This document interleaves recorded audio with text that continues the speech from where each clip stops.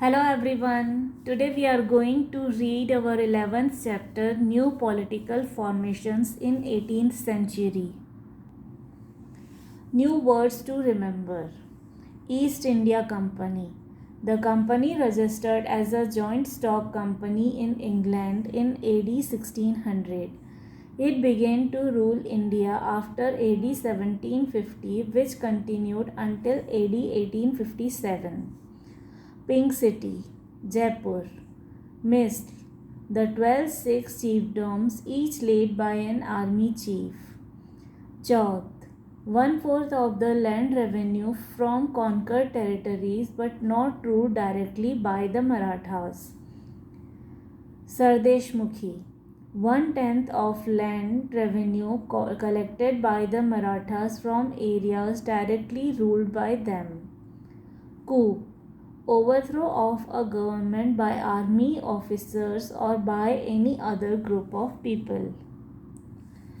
The Mughal Empire declined rapidly after the death of Aurangzeb. The Rajputs, the Marathas under Peshwa Balaji Vishwanath and the Sikhs under Banda Bahadur soon asserted their supremacy. Causes of decline of the Mughal Empire. Later Mughals. Bahadur Shah Zafar, Aurangzeb's eldest son, ascended the throne in AD 1707. He was already 65 years old and died in AD 1712. A bitter war of succession ensued in which Sayyid brothers Hussain Ali and Abdullah, the two powerful nobles, had turned into kingmakers. Their conspiracies weakened the empire. The later Mughals were incompetent and did not have the skills to rule over a vast empire. In AD 1719, the Sayyid brothers placed Muhammad Shah on the throne. Under Muhammad Shah, AD 1719 to AD 1748, province after province, the Deccan, Awadh, Bengal, and Rohilkhand slipped out of the Mughal control. The governors of these provinces became independent rulers. The Mughal Empire shrunk in size. It comprised only a few areas around Delhi. Foreign invasions. In AD 1739, Nadir Shah, the ruler of Persia, Iran, defeated the Mughal army at Karnal. He then proceeded to Delhi. The incompetent Mughal emperor offered his entire treasure to the invader. Nadir Shah's occupation of Delhi resulted into a slaughter of thousands of innocent people of Delhi. Nadir Shah returned home laden with immense treasure, including the famous Peacock Throne and the Kohinoor diamond. Nadir Shah's invasion had exposed the weakness of the Mughals. It encouraged Ahmad Shah Abdali to invade India. Ahmad Shah Abdali was the ruler of Afghanistan. In AD 1757, he advanced into India as far as Delhi. In AD 1759, he finally conquered Punjab. The Mughals were forced to seek the help of the Marathas against the Mughals. Therefore, a battle between Ahmad Shah Abdali and the Marathas was inevitable. Ahmad Shah Abdali defeated the Maratha army at the Battle of Panipat in AD 1761. This defeat not only checked the power of the Marathas, it also hastened the decline of the Mughal Empire. Aurangzeb's religious policy. Aurangzeb's religious policy had damaging effects on the stability of the empire. He lost the sympathy of the Sikhs, the Marathas, and the Rajputs. He had to spend the last 25 years of his life in an attempt to suppress rebellions. Revival of the Rajputs, the Sikhs, and the Marathas. The Rajputs, the Marathas, and the Sikhs were known for their bravery. Their revival led to the decay and fall of the Mughal Empire. The Rajputs. Aurangzeb's relations with the Rajputs were never cordial. Raja Jaswant Singh Rathore of Marwar had fought against Aurangzeb in the War of Succession that broke out among the four brothers. On Jaswant Singh's death in AD 1678, Aurangzeb did not allow his child to inherit the throne. Therefore, the Rajputs of Marwar and Mewar joined hands. They declared their independence and fought against the Mughals. Later, Aurangzeb tried to patch up the quarrel with the Rajputs of Mewar. Raja Jai Singh built the city of Jaipur, which was called the Pink City. He also built astronomical observatories at Jaipur, Delhi, Varanasi, and Ujjain. The Sikhs. Aurangzeb's religious policy caused discontent among the Sikhs. Guru Tegh Bahadur was beheaded. The Mughals attacked the fort of Anandpur in AD 1704. Guru Gobind Singh fought heroically. His two sons Zorawar Singh and Fateh Singh were walled up alive when they refused to embrace Islam. Guru Gobind Singh was stabbed by two young Pathans in Maharashtra. The Guru left this mortal world on 7 October 1708. The Guru's valor encouraged the Sikhs to continue their struggle against the Mughals. Eventually, they were able to set up some 12 small chiefdoms called misl, each led by an army chief. Their territories in the late 18th century extended from Jamuna to Rawalpindi. Ranjit Singh, AD 1780 to AD 1839, the chief of one of the misl, showed great qualities of military leadership and administrative skills. He united these chiefdoms into a powerful kingdom. The state of Punjab had Lahore as its capital under him. He was proclaimed the Maharaja or the Great King in AD 1801. Maharaja Ranjit Singh established an efficient system of administration. Case study: The Marathas. The Marathas had become sufficiently powerful by the early 1630s. It was Shivaji AD 1627 to AD 1680 under whom the Marathas could find their best leader. Shivaji Maharaj. Shivaji captured several fortresses including those of Torna, Chakan and Purandar. He then turned to the Konkan region between the Western Ghats and the Arabian Sea. In AD 1659, the Sultan of Bijapur had to send his general Afzal Khan to subjugate the Marathas. Shivaji trapped and killed Afzal Khan. Aurangzeb directed the Mughal governor of the Deccan, Shahista Khan, to subdue Shivaji. In AD 1663, Shivaji raided the governor's camp. Shahista Khan was wounded and his son was killed. Aurangzeb sent a huge force under the command of Raja Jai Singh of Mewar to deal with Shivaji. In AD 1666, Shivaji was persuaded by Raja Jai Singh to visit the imperial court where he was made to feel humiliated.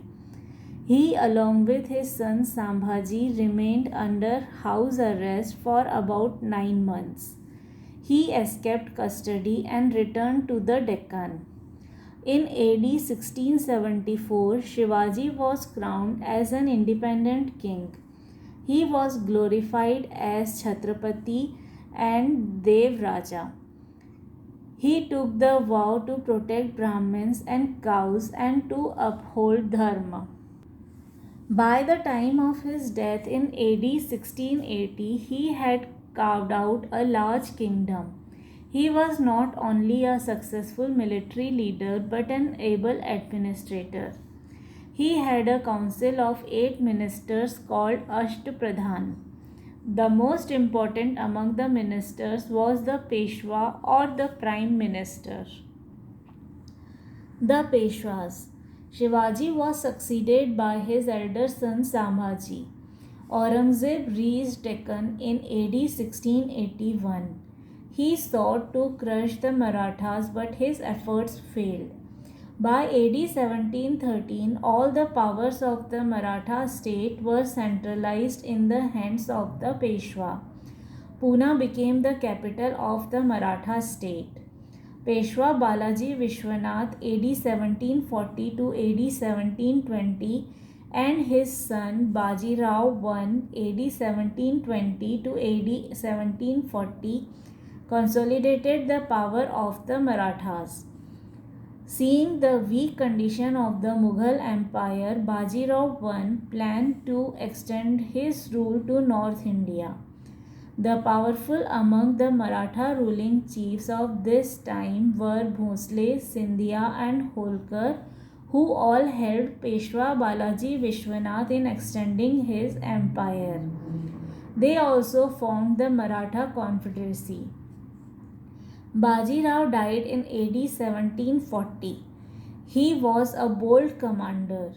He collected Chauth and Sardesh Mukhi from the rulers of most of the states.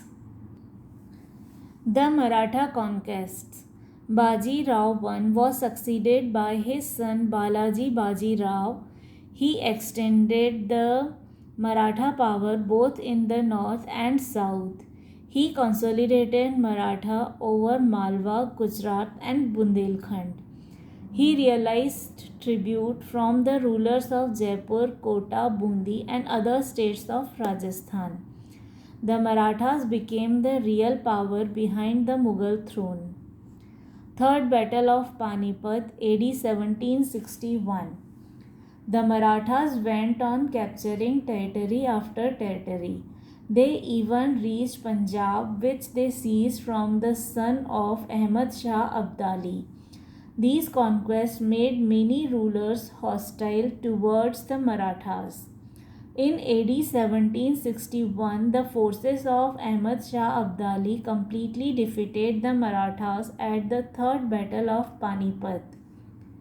The Maratha Confederacy received a severe jolt to their power. It broke up into 5 independent Maratha kingdoms. The Marathas commanded large armies. They were great warriors.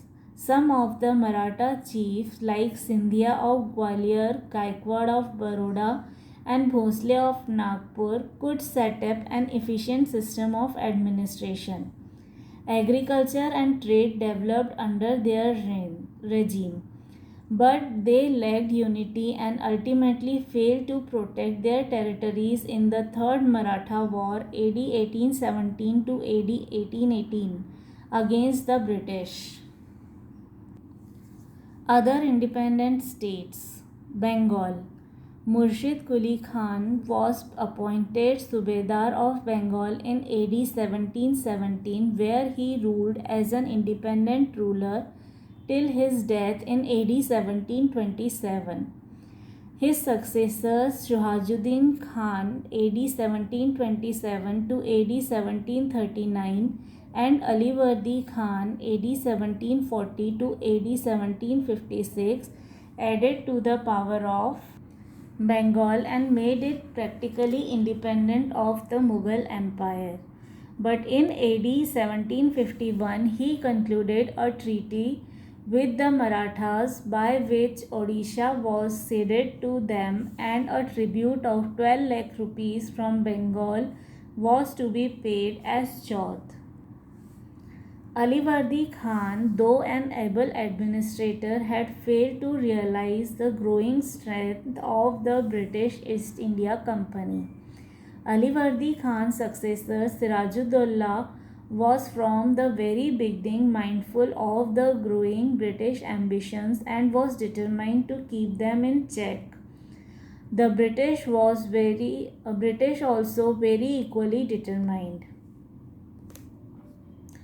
As a result, the Battle of Plassey took place in AD 1757, in which Sirajuddaulah was defeated and killed. The British power and hold in Bengal increased. Awadh. Sadat Khan was the founder of the independent state of Awadh. He was succeeded by his nephew Safdar Due to his capability, he was appointed the Wazir of the Mughal Empire. Safdar was succeeded by his son Shwajuddaulah in AD 1754. He, along with Mir Qasim, the Nawab of Bengal, and the Mughal Emperor Shah Alam II, fought against the British in the Battle of Buxar in AD 1764. After the defeat, he lost Awadh, which was restored to him by the British through the Treaty of Allahabad in AD 1765. He practically sold his independence to the British. Mysore. A Hindu king ruled over Mysore. Hyder Ali, one of the officers of the army, staged a coup in AD 1761 and captured the throne of Mysore. He conquered many territories and consolidated the empire. He led many campaigns and fought against the Marathas, the Nizam, and the British. Although he was illiterate, he was an efficient administrator. Hyder Ali was succeeded by his son Tipu Sultan, who was a capable general. He modernized his army and also built a modern navy. The British looked upon him as their most dangerous enemy. The Jats. The Jats were agriculturists and lived around Delhi, Agra, and Mathura. They revolted several times during the rule of Aurangzeb because of the emperor's policy of persecution or against the high-handedness of the Mughal officials. After the death of Aurangzeb, the Jats emerged as a strong power under their leader Churaman. The Jat state was set up by Churaman and his nephew Badan Singh. They made the Jat kingdom very strong. Surajmal AD 1756 to AD 1763 made the Jats a very formidable power, and it was under him that the Jat power reached its brightest glory. Bharatpur was the capital of this kingdom. He was an extremely able administrator, soldier, and a very wise statesman. He extended his authority over a large area. After Surajmal's death, the Jat power began to decline. Hyderabad. The founder of the independent state of Hyderabad was Nizam ul Mulk Asaf Jah. He had served under different Mughal emperors and had proved his worth. Asaf Jah had been the governor of the 6 Mughal Subas of Deccan and was given the title of Khane-Khana. He had crushed the power of the nobles at Delhi. He strengthened his position in the Deccan by capturing forts of Asirgarh and Burhanpur. The Mughal Emperor Muhammad Shah appointed him Wazir of the Mughal Empire in AD 1722. But since he did not have a free hand in the administration, he finally came to Deccan to maintain supremacy and laid the foundation of independent Hyderabad state. By the time of his death in AD 1748, he had been able to establish efficient administration and revenue system. His successors came to be known as the Nizams of Hyderabad.